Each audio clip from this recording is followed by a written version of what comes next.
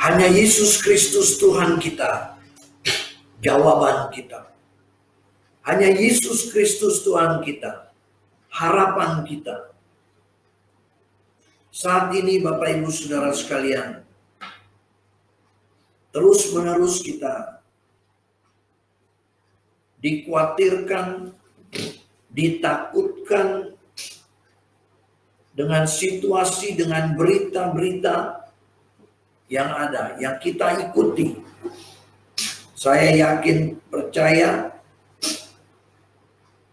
kebanyakan orang mengikuti berita baik secara resmi, media mainstream, ataupun melalui media sosial.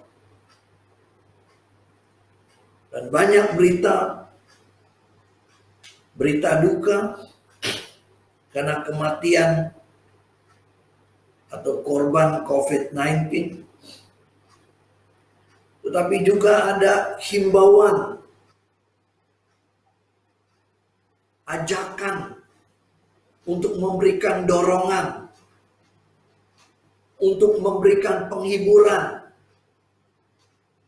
memberikan semangat untuk orang-orang yang bekerja di garda depan, seperti para dokter, para medis, perawat, relawan, dan sebagainya. Dan memang perlu kita memberi dorongan untuk mereka yang sudah berjuang mati-matian dengan tenaga mereka, dengan keberadaan mereka, dengan risiko yang tinggi. Para aparat pemerintah juga berjuang keras untuk mencari solusi dan untuk menolong setiap orang-orang yang mengalami kesulitan. Bahkan juga karena atau dampak dari pekerjaan yang sementara tersendat ini, karena adanya work from home, stay at home, jaga jarak atau PSBB dan seterusnya. Situasi ini mau tidak mau kita masuk di dalamnya. Dan kita mengalami juga. Orang-orang percaya, siapapun pasti mengalami hal ini. Ketakutan, kekhawatiran, kedukaan, dan sebagainya pasti dialami. Dan ini semua, sekali lagi, semua mengalaminya. Para pengusaha mengalami kesulitan. Karyawan, perusahaan, dalam bentuk apapun pasti mengalami kesulitan. Dan ini masa di mana satu sisi tantangan, tetapi juga termasuk masa ujian. Masih adakah kita harapan ke depan? Saya tidak perlu menjelaskan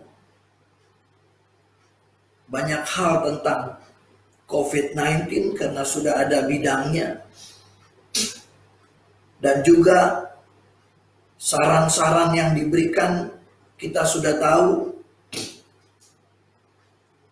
Tetapi mari kita melihat sikap kita, apa tindakan kita, apa yang harus kita kerjakan. Ini penting sekali. Bapak Ibu saudara-saudara yang kekasih, kita semua sepakat bahwa virus atau COVID-19 ini merupakan satu virus yang mematikan. Dan memang ini sudah terbukti mematikan banyak orang secara fisik. Dan itu membuat duka yang cukup dalam. Karena dikubur ya dengan jarak yang sedemikian. Kadang juga keluarga tidak mengetahui, tidak melihat lagi, dan seterusnya. Karena virus itu. Nah, virus itu bisa memisahkan keluarga dan membuat jarak satu sama lain. Nah, virus ini juga bisa mengakibatkan atau mempunyai dampak psikologis, sosial, yang tadinya dekat menjadi jauh, dan seterusnya. Dan kita sependapat, virus ini mematikan secara tubuh. Tapi saya mau melihat di sini dari sisi kebenaran firman Tuhan, ada virus lain yang lebih berbahaya daripada itu. Dan virus itu memisahkan, menjauhkan antara pencipta dan yang diciptakan.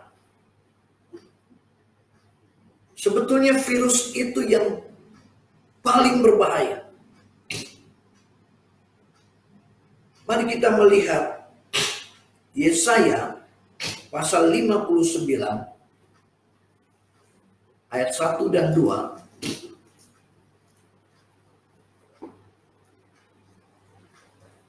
Yesaya 59 ayat 1 dan 2. Mari kita baca bersama-sama.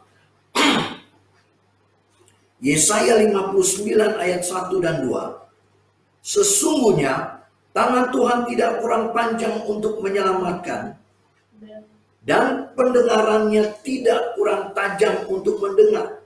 Sama-sama. Tetapi yang merupakan pemisah antara kamu dan Allahmu ialah segala kejahatanmu, dan yang membuat dia menyembunyikan diri terhadap kamu sehingga ia tidak mendengar ialah segala dosa. Kita melihat COVID-19, virus corona, mematikan dan membuat jauh hubungan keluarga.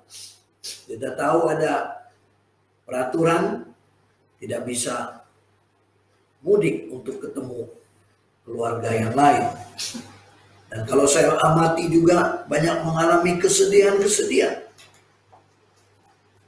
Tetapi mari kita melihat dari sorotan kebenaran firman,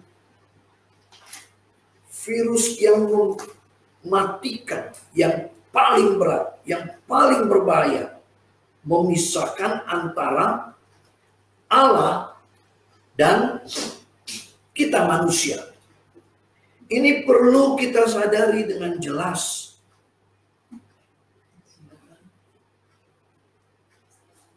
Apa yang memisahkan? Alkitab katakan dari sisi Tuhan, tangan Tuhan tidak kurang panjang untuk menyelamatkan. Pendengarannya tidak kurang tajam untuk mendengar. Allah Tuhan kita, Allah yang maha kuasa, Allah yang maha hadir, Allah yang maha tahu. Pertolongan dia selalu tepat pada waktunya. Dan pertolongan itu sesuai dengan waktu dia. Manusia tidak punya hak untuk memaksakan Tuhan. Bapak, Ibu, Saudara-saudara, Allah yang kita sembah, sekali lagi dia maha kuasa. Dalam situasi seperti ini, apakah dia tetap maha kuasa? Kemahakuasaan Allah tidak bisa diganggu gugat oleh situasi apapun, oleh masalah apapun, oleh kesulitan apapun, oleh ancaman apapun. Dia tetap Allah yang maha kuasa. Dia tetap Allah yang berkuasa penuh. Yesaya ungkapkan itu. Yang menjadi problem atau masalah manusia. Dengan jelas dikatakan. Yang merupakan pemisah antara kamu dan Allahmu ialah segala kejahatanmu.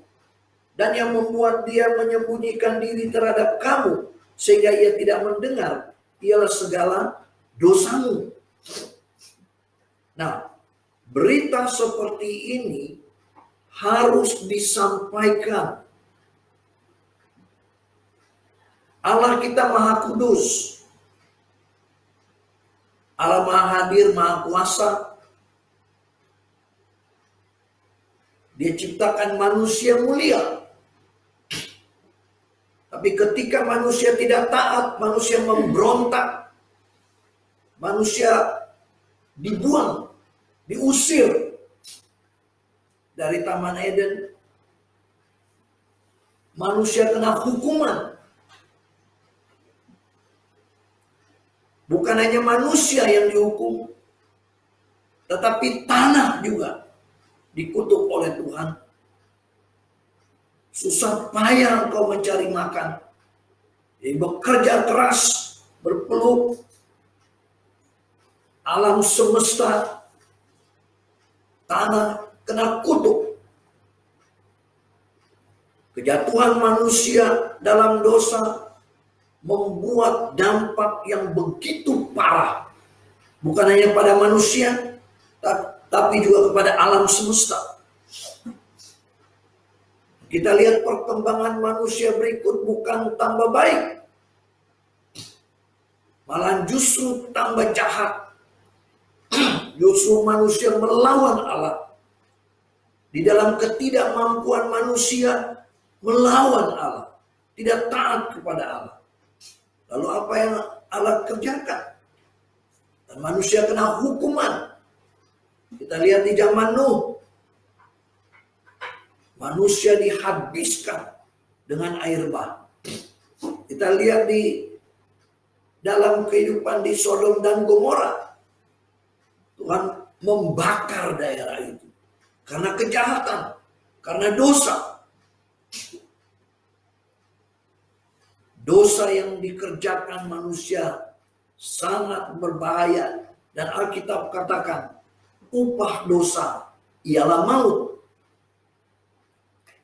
Jadi virus dosa ini yang menjalar dari abad ke abad itu berdampak maut. Dan ini mempunyai dampak kekekalan. Kalau virus corona itu dia hanya mematikan tubuh. Tapi dia tidak bisa mematikan jiwa, roh. Tidak bisa. Tetapi dosa, dia bisa mematikan tubuh, jiwa, dan roh. Dan masuk ke dalam hukuman kekal. Jadi mana yang lebih berbahaya? Dua-dua bahaya. Tetapi yang paling bahaya adalah dosa. Kita manusia semua berdosa. Karena turunan itu. Dari sononya. Adam dan Hawa. Dosa beranak dosa. Tetapi kita bersyukur kepada Tuhan. Allah mencari kita orang berdosa. Turun ke dalam dunia. Melalui Yesus Kristus. Dia membebaskan manusia dari dosa. Siapa yang dibebaskan? Firman Tuhan katakan, barang siapa percaya kepadanya, tidak binasa, melainkan beroleh hidup yang kekal. Jadi virus yang sangat berbahaya itu tetap ada di dalam dunia ini.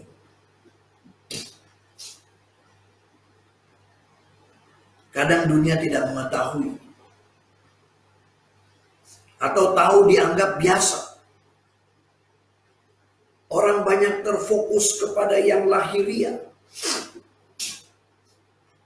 Orang ditakutkan dengan sesuatu yang bisa mematikan secara fisik. Dan itu wajar. Tetapi ada satu yang sangat berbahaya itu. Ini yang perlu kita waspadai. Ini yang perlu kita cari jalan keluar tentang hal itu. Ini yang perlu kita bereskan. Yang bisa membereskan virus dosa itu hanya satu. Yaitu Yesus Kristus. Hanya Yesus jawaban dalam kehidupan kita manusia.